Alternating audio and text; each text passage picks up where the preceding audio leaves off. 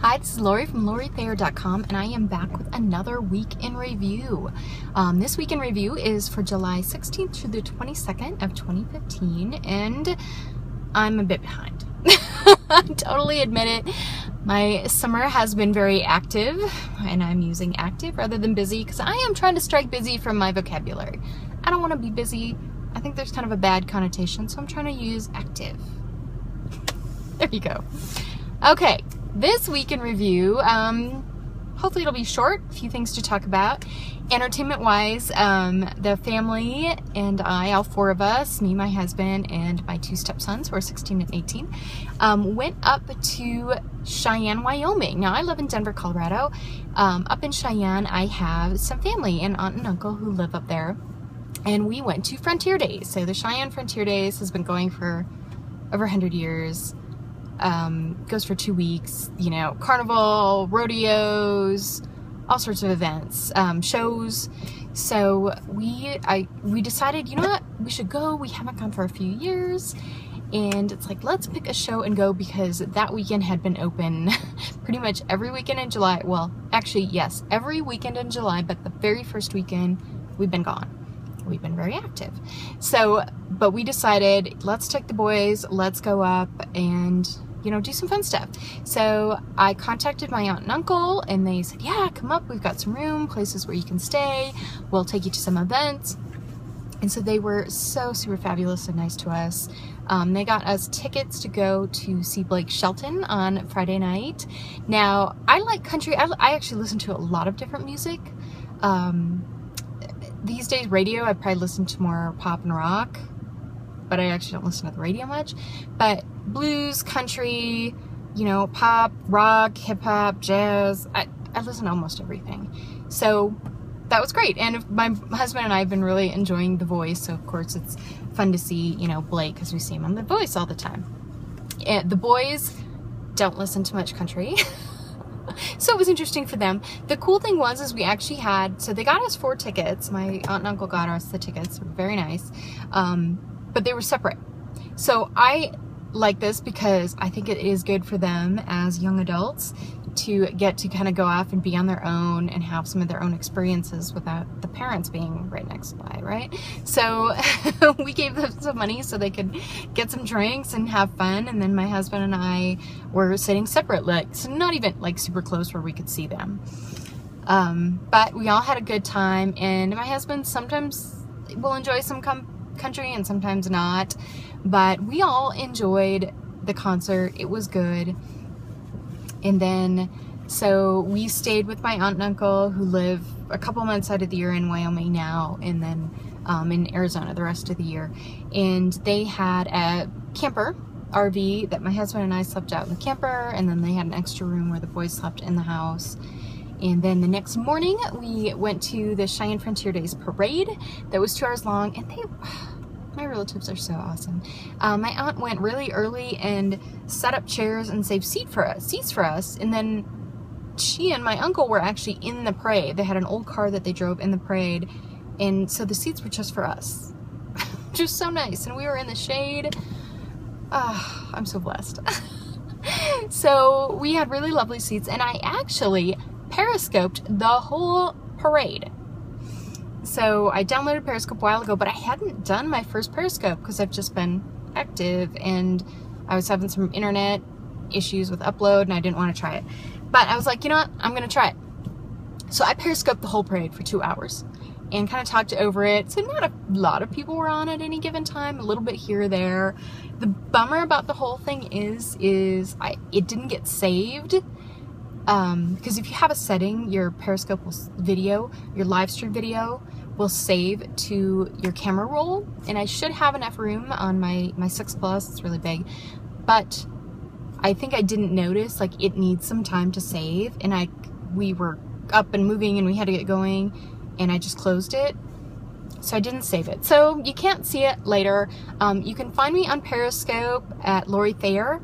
All one word, LORITHAYER is my user ID on Periscope, on Twitter, most places. Except for Facebook, which has the number 1 before Lori Thayer. Anyway, so I can't share that. The really cool thing was I did have somebody interacting with me. He's like, oh, you know, I go to this high school, and I'm like, oh, I don't see that high school yet. But I think she was in the parade because when her high school came, there was somebody out in there like waving like crazy at me. So I totally think that that was this person who I was talking to on Periscope. So that's just really cool. You know, social media can be really interesting, the way you can connect with somebody you don't know at all. So I've been playing with Periscope, clearly. I'll come back to that a little bit. To finish off the Frontier Days, we then went Saturday evening to an Old Fashioned Melodrama, like complete, you know, with the really bad villain, and every time, you know, he comes, you go boo, and it was fun. I thought it was fun. I actually haven't been to, not that I recall, something like that, and I thought it was just kind of fun. And during one part, one of the singers comes out and did some singing, and so she sang to the boys, and you know, that was cute. And then Friday we went to the rodeo, and I really like rodeos. I grew up going to a lot of different rodeos, different places. My grandparents were definitely very into rodeos and horses. They had horses, and but I don't go a lot. And especially like in Denver, we have a really big, the stock show, and it's in January, and it's a really big indoor rodeo, and that's nice. We went a couple years ago, we didn't go this year, but of course the summer outdoor rodeos are awesome. So we got to go, and I got some good video from that. Maybe I'll include some links to some of those.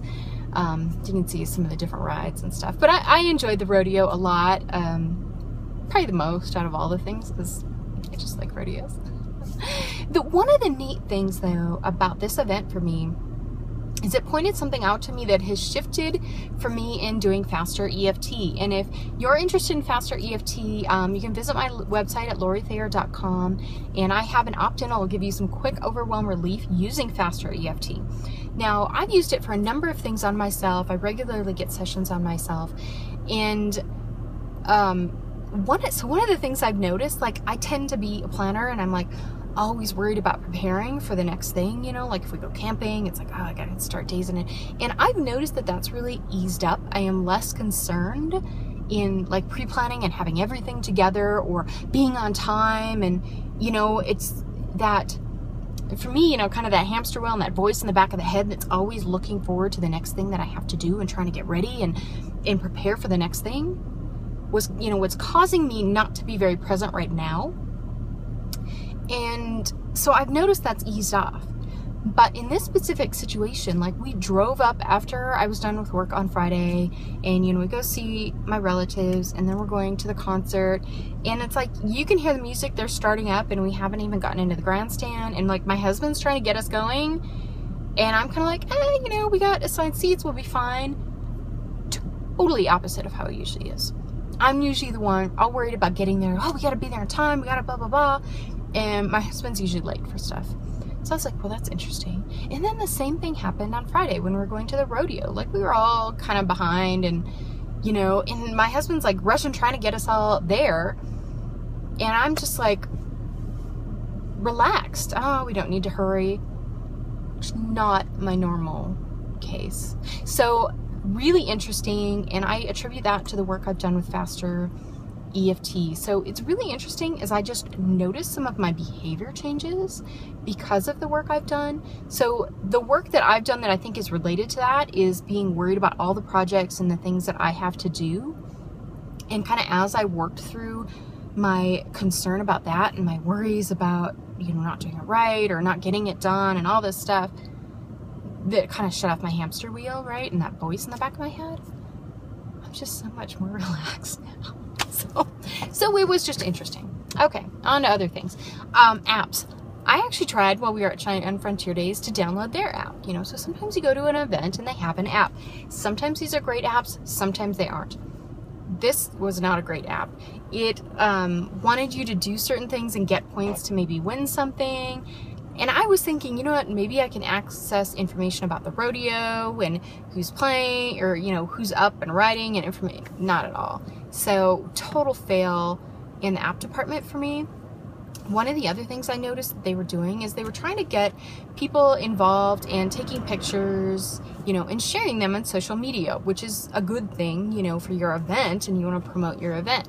But what they did is they wanted you to email it to some email. And I'm like, to me, that doesn't make any sense. If you're going to do that, that's great. Make it really easy for people. Have them hashtag, you know, CFD.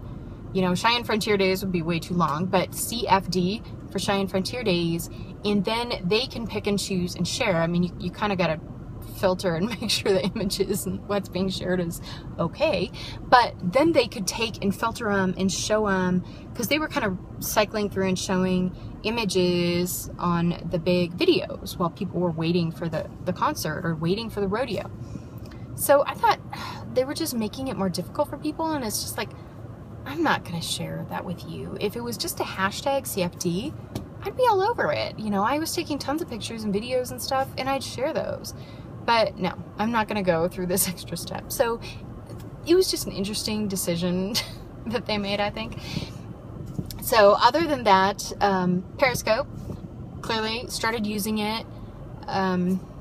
It was pretty easy on my first go around. I hadn't really played with like flipping it, you know, from the screen going the other way to one way. I wasn't doing anything super complicated, but I think live streaming is really fun. And I think personally for me, as I create videos for you, if I live stream it during creation and then later save it to you, show it on YouTube or share it on Facebook or on my blog, that's great. So I'm really interested in doing more of those, which leads me into the reason I hadn't been doing many, and I hadn't done one up till that point, was because my upload speeds at home crawl. Now, I've had CenturyLink for a couple of years. Before that, I had Comcast, and I just wasn't very happy. Like, download, we would have buffering happen. Like, we're watching movies, and we'd get buffering, and, you know, sometimes I would run around the house, shut down any computer that's connected to the internet to try and, you know, clear things up so we could have more room. So the CenturyLink ran on DSL. So why I was having these kind of issues, no idea. But I definitely would. Now, potentially we can have a lot of devices connected to the internet in my household. And I have a Wi-Fi setup, and then I have repeaters to get upstairs and to the basement. But sometimes it's just a lot of trouble. And so sometimes I'd end up rebooting my you know, Wi-Fi, my cable, or not cable, but modem / Wi-Fi router, and it wouldn't get much better. So I wasn't very happy. Now, I contacted CenturyLink to see if there was something that we could do to improve it, and they told me, like, my max was 20G for download speeds, and they said, well, online it would say, oh, you can do 40G, and then I would try and do that, and it's like, oh no, you don't qualify for that. So really annoying, point number one. Then I contacted them on like the chat on CenturyLink, because I hate to call, and tried to determine, you know, if there's another option, if I could upgrade, if there's something they could do, if they're going to give me a big discount, whatever. Basically, they told me, oh, you know, we're putting in fiber, you can get 20G on the fiber, which I guess supposedly would be a little better. And they said my upload speeds would go up to 5. I was getting maybe 1. But it would be more. They were going to charge me for a fee for them to come do service, and then in the first 3 or 6 months, my bill was going to go up $5 a month, and then after that it was going to go up more. But they weren't promising me better speeds. So it didn't make any sense to me. I'm like, this offer is not compelling, and I ended it. And the freaking chat for this took an hour, which I'm doing like on the side at work. It was horrible. Not happy. So I contacted Comcast and scheduled to have them come out and install Comcast again. And I paid for a higher level. Now, I actually had options to where I could get higher levels, you know, more speed, way above 20, even for less than I was paying at CenturyLink. Of course, they have some promo rates, right? So who knows, eventually if it'd be the same. Because I think my bill was like $80, $60 to $80. I'm confusing my TV versus the internet, so somewhere in there. And then, so I had options. So I chose to pay for high level 2, where it boosts up to 100, because, you know, we use the internet a lot in our family. We stream a lot of stuff. I plan to get rid of our DirecTV because we just we barely watch TV. We kind of got it so my husband could watch football and stuff, but it's not worth the $88 I'm having to pay a month for DirecTV for football season. I'll probably wait until after football season is, and because I love my husband, but then it's going away. So if you have other options on what you do for online for streaming TV that'll like solve the football issue, I'd like to hear about it, because I've come across a couple different possible packages. So I'm definitely doing some research in that area for next year, for later. Anyway, back to the internet. So we swapped out to Comcast. My speeds immediately, like when he's testing it, it's going up to 100, like up to 120. My upload was getting up to 15, where like I would upload like a 20-minute video, like this is getting close to being, and it would take hours, like maybe all night. It was horrible. And it just, I knew I couldn't do Periscopes on that because the upload speeds were so slow and it was going to be so bad. Anyway, so much happier now. I'm getting much better speeds, download and upload with Comcast. Service installation took a while. I feel for the guy. He was super nice. I chose to get a cable modem and a Wi-Fi router separate, not one unit, because in just some of my research online, when people said they were having issues with buffering and that, they said you're going to get better performance if they are separate. And with the CenturyLink, I did have one unit that combined them in two. So I was just like, you know what? I'm going to separate it. I want the best performance. So I'm going to do that. So that's what I've been up to in this last week in review. So what have you been up to? I would love to hear about it. And if you're interested in learning about FasterEFT or getting some quick overwhelm relief, come visit me at LoriThayer.com.